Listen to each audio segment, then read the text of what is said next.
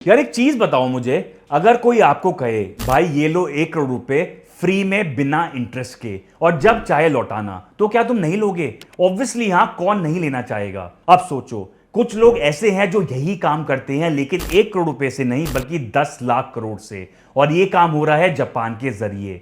और आप सोच रहे होगे भाई जापान, वो तो इलेक्ट्रॉनिक्स और सुशी वाला देश है ना। हाँ भाई, वही जापान। लेकिन जो गेम जापान के अंदर चल रहा है वो अपने ऊपर 80 साल पहले हुए न्यूक्लियर बॉम्ब अटैक का रिवेंज लेने के फुल मूड में है। और ये अटैक वो इकोनॉमिक्स के एक सिंपल वेरिएबल से ले सकते हैं और चांसेस इसके बहुत ज्यादा हाई हैं, जिसको कहते हैं financial weapon of mass destruction, जिसकी चपेट में modern financial system, stock market सब कुछ आ सकता है। तो चलिए सब कुछ समझते हैं बहुत गहराई से।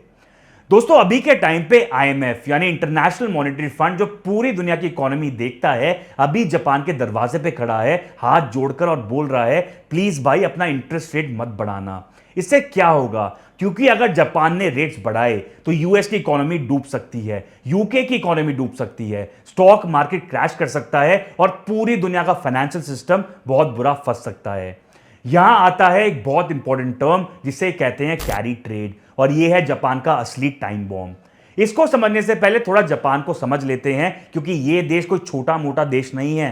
जापान के लोग टोयोटा बनाते हैं, सोनी बनाते हैं और दुनिया के बेस्ट इलेक्ट्रॉनिक्स निकालते हैं। दोस्तों, ये लोग इतने मेहनती हैं कि जापानीज में एक टर्म है जिसे कहते हैं कारोशी, जिसका मतलब है काम करते करते मरना। लिटरली दुनिया में शायद कोई दूसरा ही ऐसा कौम होगा जो इतनी मेहनत करता होगा। 1970s और 80s में जापान इतना पावरफुल था कि इकोनॉमिस्ट ये बोलते थे कि ये देश अमेरिका को भी पीछे छोड़ देगा जीडीपी के टर्म्स में। जापान दुनिया की दूसरी सबसे स्ट्रांग इकोनॉमी बन चुका था और इनका फ्यूचर काफी ब्राइट लगता था, एकदम चमकता हुआ। लेकिन फिर क्या हुआ?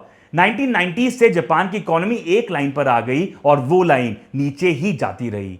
जीडीपी $5.7 ट्रिलियन से स्लोली गिरते गिरते $4 ट्रिलियन तक पहुंच गई और आज भी उधर ही अटकी हुई है। यानी 30 सालों में ग्रोथ प्रैक्टिकली जीरो थी। और ये तो सिर्फ नंबर्स की बात है दोस्तों, क्योंकि असली जिंदगी इससे भी ज्यादा बुरी है। कॉमन जापानीज इंसान आज बोलता है कि वो घर अफोर्ड नहीं कर सकता, शादी अफोर्ड नहीं कर सकता और बच्चे तो लग्जरी की तरह ट्रीट करे जाते हैं। जापान में बर्थ रेट इतना ज्यादा गिर गया है कि साइंटिस्ट और रिसर्चर्स ये बोलते हैं कि इस देश की पॉपुलेशन अगले 100 सालों में खत्म हो सकती है। ये हमें सोचने पे मजबूर करती है कि जहां दुनिया के सबसे हार्डवर्किंग लोग जी रहे हैं और जो दुनिया के बेस्ट प्रोडक्ट्स बनाते हैं, वो अपनी फैमिली शुरू नहीं कर पाते जस्ट बिकॉज उनके पास पैसे नहीं है। और सबसे इंटरेस्टिंग बात तो यह है कि जीडीपी पर कैपिटा के हिसाब से देखा जाए तो जापान दुनिया की रिचेस्ट कंट्रीज में से एक है। लेकिन वो रिच इंसान घर नहीं खरीद सकता, तो ऐसी अमीरी किस काम की?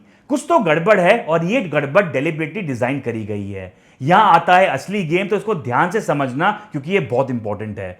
1990s में कुछ लोगों ने मिलकर, जैसे वॉल स्ट्रीट के एलीट्स, ग्लोबल फाइनेंशियल इंस्टीट्यूशंस ने मिलकर एक प्लान बनाया कि जापान को as a piggy bank use करा जाए।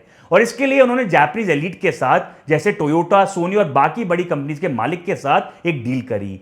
डील सिंपल ये थी कि bank of Japan interest rate 0% पर रखे। लेकिन क्यों?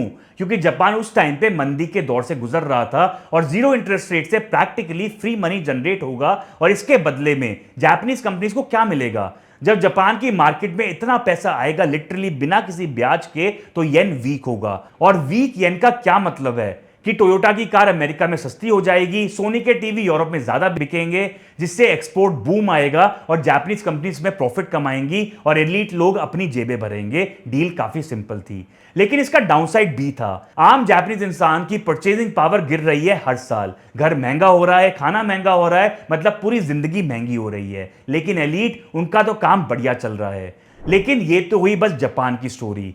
इसी सिस्टम को यूज करके यूएस के वॉल स्ट्रीट ने काफी फायदा उठाया। देखो कैसे।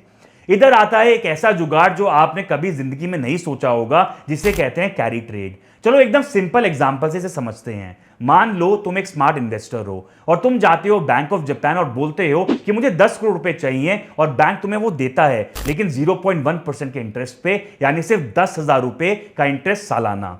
यानी प्रैक्टिकली जीरो इंटरेस्ट रेट पे आपको पैसा मिल जाता है।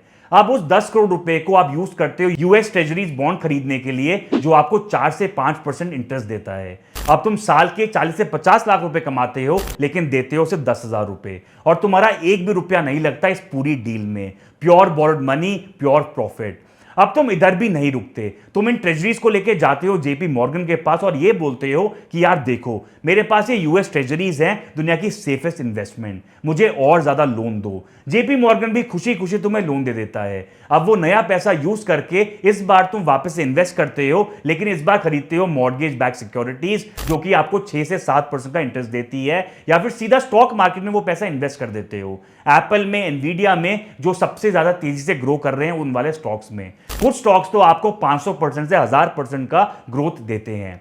अब देखो ये लूप कैसे चलता है, जिससे तुम बिना अपना 1 रुपया लगाए बिलियनर बन जाते हो। जापान से फ्री मनी बोरो करते हो, स्टॉक्स खरीदते हो यूएस में, फिर वो स्टॉक्स लेके वापस बैंक ऑफ जापान आते हो और इन स्टॉक के बेसिस पे और पैसा उठाते हो और फिर वापस से स्टॉक में इन्वेस्ट कर देते हो। ये लूप चलता रहता है। और दोस्तों ये सिर्फ एक इंसान नहीं कर रहा, हजारों hedge funds, investment banks, private equity firms सब यही कर रहे हैं पूरी दुनिया में। ट्रिलियन ऑफ डॉलर्स का ये कैरी ट्रेड चल रहा है साइलेंटली। और अब इधर आता है सबसे इंपॉर्टेंट सवाल जो आप लोगों के दिमाग में भी चल रहा होगा कि अगर कुछ लोग इतना कमा रहे हैं बिना कुछ करे, तो कोई तो होगा जो उसका प्राइस पे कर रहा होगा, क्योंकि पैसा कहीं ना कहीं से तो आता है और कोई तो शिकार बनता है इस पूरे सिस्टम का। और दोस्तों वो शिकार सिर्फ कोई एक नहीं बल्कि कई लोग हैं। पहले शिकार हैं जापानीज के खुद लोग। जितना ज्यादा कैरी ट्रेड होगा उतना ज्यादा येन मार्केट में आएगा, उतना ज्यादा येन वीक होगा, यानी ज्यादा परचेजिंग पावर गिरेगी। मेहनती इंसान अपनी पूरी जिंदगी काम करता है लेकिन नहीं खरीद सकता। बच्चे नहीं होते क्योंकि वो अफोर्ड नहीं कर सकता। और यही वजह है जिसकी वजह से पॉपुलेशन खत्म होती जा रही है और यही लूप 30 साल से चल रहा है। और ये लूप डेलिबरेटली बनाया गया था उन लोगों ने जो इस सिस्टम से फायदा उठा रहे हैं। दूसरे शिकार है अमेरिका के लोग। यूएस गवर्नमेंट का डेट देखो तो वो 38 ट्रिलियन डॉलर से ऊपर जा चुका है। गवर्नमेंट 5 ट्रिलियन डॉलर कमाती है टैक्सेस से, लेकिन 60 ट्रिलियन डॉलर स्पेंड करती है। तो वो एक्स्ट्रा 2 ट्रिलियन डॉलर कहां से आता है? उधार लेके जो कैरी ट्रेड इनेबल करता है। और इस बोरिंग का इंटरेस्ट लास्ट ईयर यूएस ने सिर्फ इंटरेस्ट पेमेंट में 1 ट्रिलियन डॉलर दिए थे। 1 ट्रिलियन डॉलर सिर्फ ब्याज में। ये मेडिकेयर से भी ज्यादा है, ये बल्कि यूएस आर्मी के बजट के बराबर है। और ये एक्सेस मनी सप्लाई अमेरिका में इन्फ्लेशन लाता है, जिससे हाउसिंग प्राइसेस आर्टिफिशियली ऊपर चलते हैं। इंडिया का हाल देख लो। इंडिया में जब भी इतना free money FPI investors invest करते हैं तो इससे एसिड प्राइसेस बबल आता है। एसिड अपनी असली कीमत से बहुत ज्यादा इन्फ्लेटेड प्राइसेस में खरीदे और बेचे जाते हैं। ये आपने बहुत इजीली लास्ट 5 से 7 सालों में ऑब्जर्व भी किया होगा कि स्टॉक मार्केट का हम बार बार यही सुनते हैं कि Indian stock market is over valued बाकी इमर्जिंग इकोनॉमीज के कंपैरिजन में, जिसको हम प्राइस टू अर्निंग रेशियो से देखते हैं। यही रीजन है कि जब एफपीआई इन्वेस्टर्स अपना हॉट मनी बाहर निकालते हैं due to XYZ reason, Indian market में इतनी जबरदस्त करेक्शन आती है, क्योंकि इस हॉट मनी की वजह से सब एसेट्स इन्फ्लेटेड मिलते हैं, यानी अपनी कीमत से बहुत ज्यादा ऊपर। तीसरे शिकार बनते हैं यूके। वहां भी सेम गेम चल रहा है लेकिन छोटे स्केल पे। यूके की इकोनॉमी ऑलरेडी कमजोर है और कैरी ट्रेड सिस्टम इसको और ज्यादा डेंजरस बनाता है। अब देखो 2022 के बाद से जापान में इन्फ्लेशन आया 4%, जो 1990s के बाद पहली बार हुआ। कोविड के बाद दुनिया भर में पैसा छापा गया जिसमें जापान भी शामिल हुआ और फाइनली इन्फ्लेशन ने जापान को भी टच करा। बैंक ऑफ जापान के पास कोई ऑप्शन नहीं बचा, स्लोली रेट्स बढ़ाने ही पड़े। अभी 0.75% पर है, पहले प्रैक्टिकली जीरो थे। अब आप ये सोच रहे होंगे सिर्फ 1%, 1.5% बढ़ाने से क्या होगा? दोस्तों बहुत ज्यादा फर्क पड़ता है, क्योंकि इस पूरी सिस्टम की नींव इसी जीरो पे टिकी थी। जब जापान में रेट्स बढ़े तो कैरी ट्रेड धीरे धीरे खत्म होता जा रहा है। अब जापान से बोरो करना फ्री नहीं रहा, अब येन स्ट्रांग हो रहा है और जो लोग ट्रिलियंस बोरो करके यूएस ट्रेजरी और स्टॉक्स में लगा के बैठे थे उन्हें अब मार्जिन कॉल्स आ रहे हैं। मतलब बैंक्स ये बोल रहे हैं भाई टाइम आ गया, पैसे वापस करो। और जब ये सब लोग एक साथ मिलकर US treasuries, stocks, mortgage securities बेचेंगे तो क्या होगा? यूएस ट्रेजरी प्राइसेस गिरेंगे, जिससे यूएस गवर्नमेंट की बोरोइंग और कॉस्ट और ज्यादा बढ़ेगी। स्टॉक मार्केट क्रैश और ज्यादा होगा, क्योंकि इन लोगों ने ट्रिलियंस के बोर्ड मनी स्टॉक्स में लगाए हुए हैं। बैंकिंग क्राइसिस आ सकता है 2008 से भी ज्यादा बुरा, और इसमें यूके, यूरोप, इंडिया सब हिलेंगे और वर्स्ट केस में डॉलर और ज्यादा तेजी से डीवैल्यू होगा और दुनिया भर की करेंसीज हिलेंगी।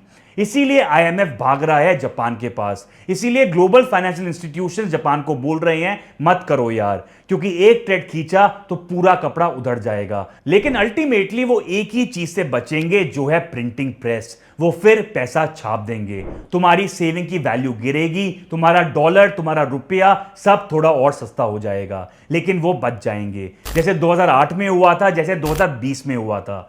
हर क्राइसिस में ऐसा ही होता है, आम आदमी की सेविंग जलती है और बड़े लोग और ज्यादा अमीर हो जाते हैं।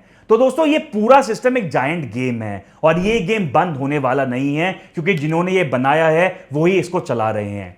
मैं एक इंसान की बात याद करता हूं जिसने कहा था, करप्शन बुरा नहीं होता, बुरा तब होता है जब मैं उसमें शामिल नहीं हूं।